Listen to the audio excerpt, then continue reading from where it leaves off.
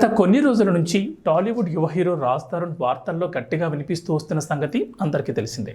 అయితే సినిమాకి చెందిన వారు తమ సినిమాలతో వినిపిస్తే రెగ్యులర్గానే ఉంటుంది, కానీ రాజ్ తరుణ్ మాత్రం పెద్ద కాంట్రవర్సీతో బాగా వినిపిస్తున్నాడు. కాగా తన ప్రేయసి లావణ్య అలాగే యువ హీరోయిన్ మాల్వి మల్హోత్రా పేర్లతో ఇప్పుడు రచ్చ నడుస్తుండగా వీరి ముగ్గురి మ్యాటర్ మాత్రం రోజుకో కొత్త ట్విస్ట్, కొత్త టర్న్ తీసుకుంటోంది.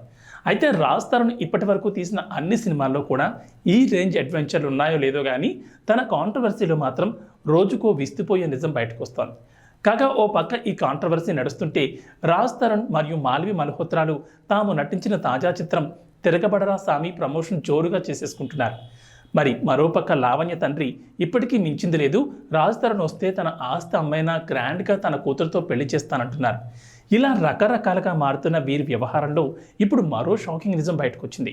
కాగా లావణ్య తాజాగా తన లాయర్ కళ్యాణ్ దిలీప్ శంకర్తో ఓ ప్రెస్ మీట్ పెట్టి వాపోయింది. గత కొన్నాళ్ల నుంచి డిప్రెషన్ వల్ల నా మానసిక పరిస్థితి బాగోలేదని తెలిపింది. అలాగే రాజ్ తరుణ్ నుంచి డబ్బులు ఆఫర్ వచ్చాయనే మాటకు కూడా స్పందిస్తూ మరిన్ని షాకింగ్ నిజాలు చెప్పింది.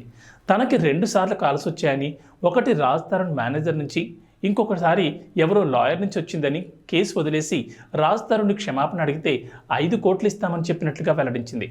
కానీ దానికి ఆమె నో చెప్పినట్లుగా తెలిపింది.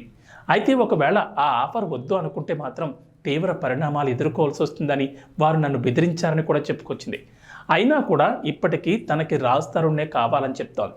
అతను నాతో ఉంటాడో లేదో నాకు తెలియదు, కానీ అతన్ని తప్ప ఇంకొకరిని ఊహించుకోలేకపోతున్నానని లావణ్య తాజా ప్రెస్ మీట్లో తెలిపింది.